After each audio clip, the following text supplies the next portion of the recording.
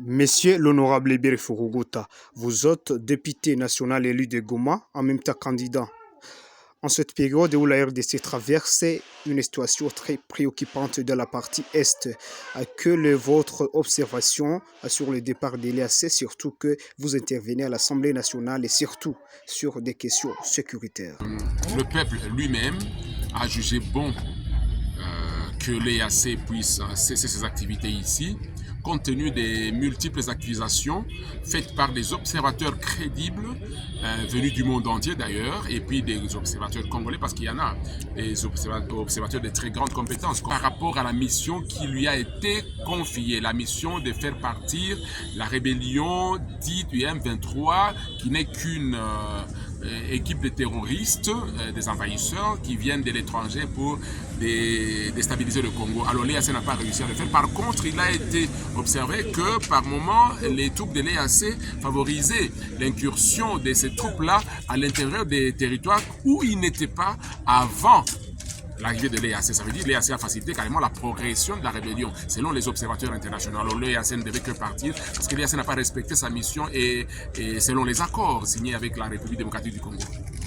Monsieur l'honorable, il s'observe le départ des unités ougandaises qui étaient venues dans le cadre de l'EAC. Mais il y a d'autres États, n'est-ce pas, dont leurs unités venues dans le cadre de l'EAC sont toujours ici en RDC. Quelle est votre observation à ce sujet?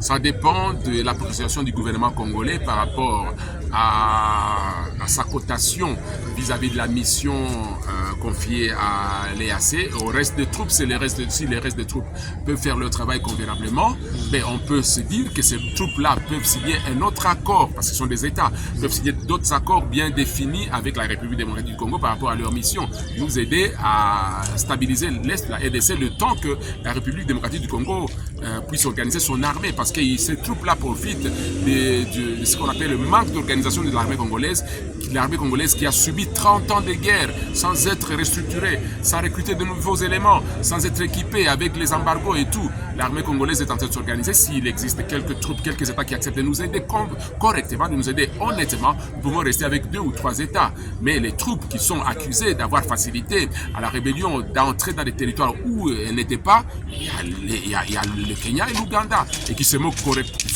copieusement de la République démocratique du Congo. L'attitude humiliante, l'attitude méfiante, méprisante de ces États vis-à-vis du Congo fait à ce qu'on décide qu'ils partent. L'organisation régionale East African Community Regional Force, EAC, la MONUSCO, qui est une organisation internationale. Les deux n'ont pas réussi à restaurer la paix à l'est de la RDC. Le peuple congolais se prend en charge. Quelle est votre observation à ce sujet? La présence de ces troupes-là n'ont pas aidé la RDC à se stabiliser. Ça fait 30 ans que nous sommes en train d'être assistés par des troupes étrangères, notamment à travers la MONUSCO. Et voilà, l'EAC aussi, toutes ces organisations n'ont pas stabilisé l'Est de la RDC. Alors, à quoi sert leur présence ici quand la République n'est pas stabilisée?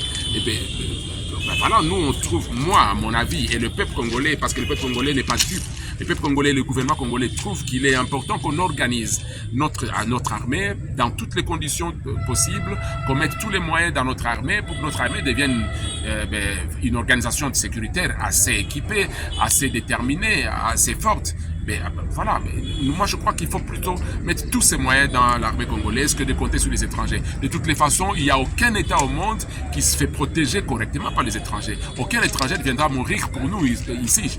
Nous pouvons nous préparer à mourir pour notre pays, à le défendre correctement. Je crois que les troupes congolaises feraient mieux le travail si elles sont organisées que les étrangers. Monsieur l'honorable, parlons de la réserve armée. Est-ce que vous soutenez cette démarche du gouvernement, celle de la mise en place de cette opération de réserve armée? Ce sont les Congolais à tous les niveaux qui ont été invités à participer, à adhérer à la mobilisation générale appelée par le président de la République démocratique du Congo, son Excellence Félix-Antoine Tshisekedi, qui a compris qu'il n'y avait que les Congolais qui pouvaient défendre le Congo. Et ça s'est fait dans tous les États organisés, dans tous les États sérieux qui ont des problèmes comme les nôtres. Les étudiants font partie des couches qui ont adhéré. Moi, je suis député national, je me suis fait inscrit dans l'armée pour la formation. Nous attendons que notre catégorie soit formée, c'est ce qu'on nous a dit dans l'armée. Mais tous les Congolais peuvent y participer. Ça veut dire que les étudiants peuvent un jour prendre la relève de la sécurité de leur pays. Ce sont des étudiants, ce sont des jeunes Congolais, ils ont compris parmi les premiers à ce que il était temps que les Congolais prennent en charge leur sécurité. Et je salue tous les jeunes qui sont en train de s'inscrire dans l'armée, tous les jeunes qui sont recrutés aujourd'hui, qui sont dans des centres de transit pour aller dans les centres de formation. Je salue toutes les familles qui ont donné leurs enfants, et bien, je salue tous les villages qui ont donné leurs enfants. Ça veut dire les Congolais sont invités à prendre en charge leur pays. Ça fait des années que nous sommes visés par les complots internationaux. Nous n'avons plus de troupes parce que beaucoup de militaires meurent au front, mais ça fait 30 ans qu'on n'a pas formé l'armée. Et le président Félix Antoine Tshisekedi a compris cela. Il a dit il est temps de former les Congolais et de les sensibiliser à prendre en charge leur pays.